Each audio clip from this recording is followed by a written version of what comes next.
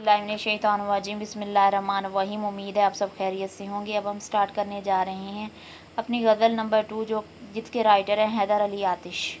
हैदर अली आतिश जो कि 1764 में पैदा हुए हैं और 1846 में इनकी वफ़ात हुई है। पार्ट नंबर 1 में हम गज़ल नंबर 1 की तशरीह करेंगे, पार्ट नंबर 2 में हम गज़ल 2 की तशरीह करेंगे और साथ ही मशक करेंगे। अब शुरू करते हैं अपनी गज़ल।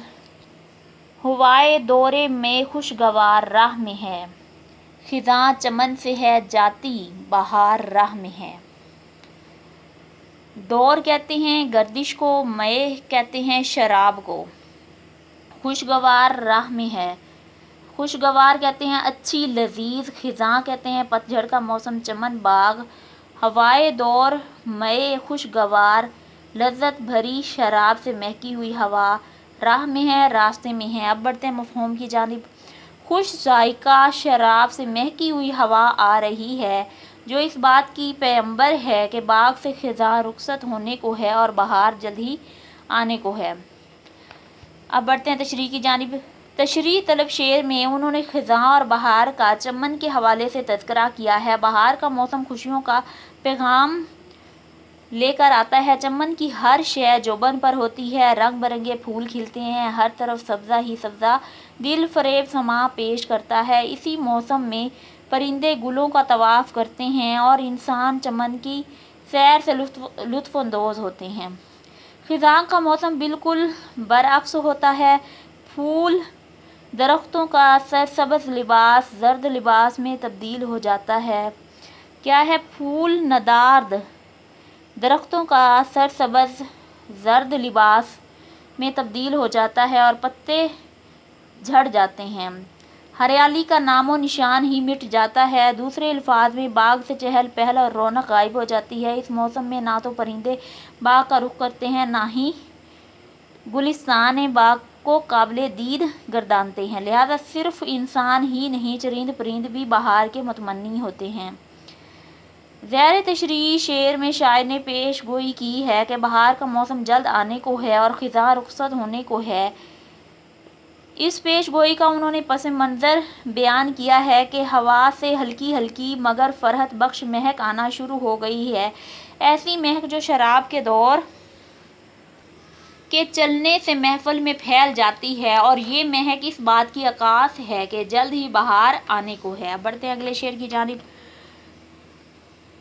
अदम के कूच की लाजिम है फ़िक्र हस्ती में, न कोई शहर न कोई दियार राह में है। अदम के कूच की लाजिम है फ़िक्र हस्ती में, न कोई शहर न कोई दियार राह में है। अदम कहते हैं मुकाम फ़ना, मौत के बाद की दुनिया। कूच रवानगी को कहते हैं, हस्ती ज़िंदगी, दियार इलाका, शहर वगैरह। अब बढ़ते हैं मफ़हूम की जानिब। इंसान को चाहिए कि अपनी ज़िंदगी में ही सफ़र आखिरत की तैयारी करे, क्योंकि इस सफ़र के दौरान कोई शहर या बस्ती नहीं रहती। तशरीह तलब शेर में शायर इस सफ़र आखिरत की तरफ तवज्जो दिला रहे हैं। शायर कहता है कि इंसान को आखिरत की इस दुनिया में ही फ़िक्र और तैयारी कर लेनी चाहिए, क्योंकि ये दुनिया दारुल अमल है। इंसान के अमाल ही इसका ज़ाविया ज़ादे राह हैं। जो शख्स अच्छे अमाल लेकर जाएगा वो कामयाब होगा, वरना बरअक्स मामले में दोज़ख के आतिशदान में उसे फेंक दिया जाएगा। इस दुनिया में इंसान जैसे अमाल करेगा वैसा ही उसको सिला दिया जाएगा। इरशाद बारी ताला है, दुनिया आखिरत की खेती है। इसलिए शायर कहता है कि जीते जी आखिरत की फ़िक्र करनी चाहिए। इंसान दुनिया में ही मगन रहता है, वो अपनी ज़िंदगी मुसाफिर की हैसियत से गुजार रहा है, और वो भूल जाता है अपने आप को कि अब्दी मकीन समझने लगता है, हत्ता कि उसके जिस्म से रूह खींच ली जाती है और फिर वो पछताता है। लिहाजा शायर ने हमें होशियार किया है कि मौत से पहले ही अच्छे अमाल किए जाएं, ताकि बाद में पछताना न पड़े। न बदरका है न कोई रफ़ीक है, फ़कत इनायत परवरदिगार राह में है। बदरका कहते हैं रहनुमा, मुहाफिज, रहबर, रफ़ीक, दोस्त, इनायत परवरदिगार अल्लाह की मेहरबानी। अब बढ़ते मफ़हूम की जानिब। मौत के सफ़र में हमारे साथ ना कोई दोस्त होगा ना कोई रहनुमा, सिर्फ़ अल्लाह की मेहरबानी होगी जो काम आएगी। ज़ेर तशरीह शेर में शायर क्या बयान कर रहा है कि इस सफ़र में रहनुमाओ अहबाब गैर हाजिर होते हैं, कोई दूसरा इंसान की मदद करने का मुतहम्मल नहीं हो सकता। अगर इंसान के कुछ काम आता है तो वो है फ़कत रब्बे ज़ुल जलाल की रहमत। सिर्फ़ अल्लाह ताला की ही मेहरबानी इस सफ़र में मुसाफिर के लिए आसानी पैदा कर सकती है, क्योंकि जब इंसान तमाम दरवाज़ों से ठुकरा दिया जाता है तो रहमत इलाही उसे पनाह देती है। बकौल इकबाल के न कहीं जहाँ में अमा मिली, जो अमा मिली तो कहाँ मिली, मेरे जुर्म खाना ख़राब को तेरे अफ़ू बंदा नवाज में। सिर्फ़ अल्लाह ताला ही की ज़ात इंसान के इस सफ़र को कामयाब बना सकती है, या फिर अगर अल्लाह को उसके अमाल पसंद हों तो वो भी उसका वसीला बन सकते हैं। ताहम ये भी हकीकत है कि अगर इंसान इंसानी अमाल के लिहाज से इंसाफ करे तो ये नामुमकिन बात है कि उसके अमाल उसे बख्शवा सकें, लेकिन फिर भी वो खुदाए लम यज़िल और गफूरुर रहीम है। वो ख़ताओं को बख्श कर इंसान के उस आखिरी सफ़र को कामयाब बनाने पर कादिर है और बनाता भी है। अब बढ़ते हैं अपने फोर शेर की जानिब। सफ़र है शर्त मुसाफिर नवाज बहतेरे, हज़ार हा शजर सायादार राह में है। बहतेरे कहते हैं बहुत ज़्यादा, मुसाफिर नवाज मुसाफिरों पर मेहरबानी करने वाले, हज़ार हा बहुत ज़्यादा हज़ारों, शजरे सायादार साया फराहम करने वाले दरख्त। अब बढ़ते हैं मफ़हूम की जानिब। क्या मफ़हूम है कि इंसान के लिए लाजिम है कि सफ़र इख्तियार करे, उसे रास्ते में हज़ार हा मददगार राह रू सायादार दरख्त मिलेंगे। ज़ेर तशरीह शेर में शायर क्या करते हैं, शायर ने इस बात की तरगीब दी है कि आतिश कहते हैं कि साबित कदमी और उलुल अज़मी से सफ़र करना शर्त है, जो इस शर्त पर पूरा उतरेगा वो जल्द या बदेर ज़रूर मंजिल पा लेगा। ज़रूरत सिर्फ सही नीयत और जद्दोजहद की है। जब नीयत में फतूर पैदा हो जाए तो एक छोटा सा काम भी गिरां बन जाता है, और जब इरादा मजबूत हो तो कोहे गिरां रुई के गाले बन जाते हैं।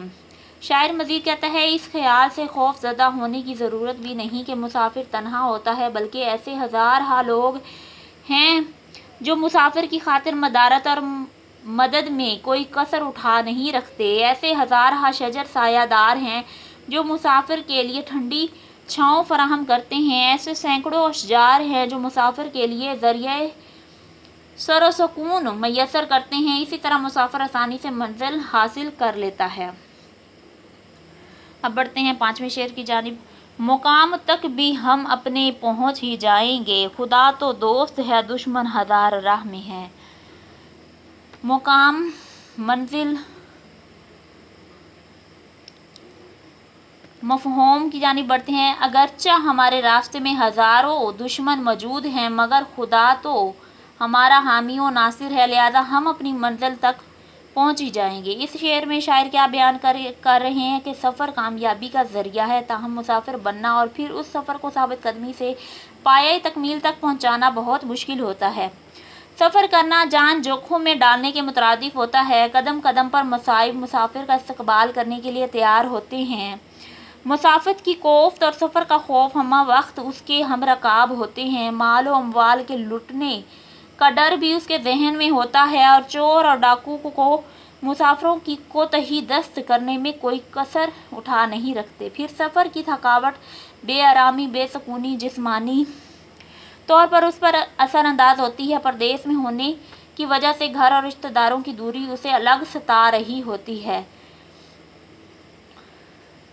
ऐसे ही राह के मतलाशियों को खुद अल्लाह ताला मंजिल मकसूद की तरफ गामजन कर देता है। गोया तलाश मंजिल में उन मुसाफिरों का रहबर और रहनुमा अल्लाह होता है, और फिर जिस मुसाफिर का रहबर और मददगार अल्लाह हो, दुनियावी दुश्मनों और मसाइब की उसके सामने क्या हैसियत रह जाती। ارشاد ربانی ہے، جو لوگ ہمارے حق میں جدوجہد کرتے ہیں ہم ان کے لیے کامیابی کے راستے کھول دیتے ہیں، ایسے ہی لوگوں کے لیے پھر مسافتیں سمٹ جاتی ہیں۔ اب بڑھتے ہیں اپنے آخری شعر کی جانب۔ تھکیں جو پاؤں تو چل سر کے بل، نہ ٹھہر آتش گلے مراد ہے منزل میں، خار راہ میں ہے۔ سر کے بل، سر کے سہارے چلنا، گلے مراد تمنا کا پھول، منزل خار کہتے ہیں کانٹے کو۔ مفہوم کی جانب بڑھتے ہیں۔ اے آتش اگر سفر میں تیرے پاؤں تھک جائیں تو سر کے سہارے چلنا شروع کر دے، اگر راہ میں مصائب ہیں تو کیا منزل بھی تو منتظر ہے۔ اب بڑھتے ہیں تشریح کی جانب۔ یہ شعر غزل کا مقطع ہے جس میں شاعر نے اپنا تخلص بیان کیا ہے۔ انسان کو سفر کے مصائب اور تکالیف سے پہلو تہی کرتے ہوئے سفر جاری رکھنا چاہیے، خطرات و خدشات سے گھبرا کر ترک سفر کا ارادہ نہیں کرنا چاہیے۔ انسان کو چاہیے کہ وہ محنت کرے اور محنت کے نتیجے میں پیدا ہونے والی تھکاوٹ سے اسے حوصلے نہیں ہارنے چاہیے۔ محنت ہی انسان کے لیے کامیابی کا ذریعہ ہے اور بغیر محنت کے انسان کو کوئی جوہر مقصود حاصل نہیں ہوتا۔ نہیں آساں منزل تک رسائی، سفر پاؤں کے چھالے مانگتا ہے۔ دوران سفر اگر انسان ٹھہر جائے اور آرام و سکون کے حصول کے لیے قیام کرے تو یقیناً اس سے وقت ضائع ہوتا ہے، منزل بھی دیر سے ملے گی، گویا منزل پر پہنچنا بھی اس کے لیے دشوار ہوگا۔ شاعر نے اس شعر میں مستقل مزاجی کا درس دیا ہے کہ اگر چل چل کر پاؤں تھک جائیں تو ہرگز نہیں ٹھہرنا چاہیے، بلکہ کسی نہ کسی طریقے سے سفر کو جاری رکھنا چاہیے۔ راہ کانٹوں سے پر ہو تو پھر بھی سفر جاری رکھنا چاہیے، اسی طرح منزل مقصود کا حصول ممکن ہو سکتا ہے۔ یہاں پر ہماری غزل کا اختتام ہوتا ہے۔ اسی کے ساتھ ہی ہمیں اجازت دیجیے۔ اللہ حافظ۔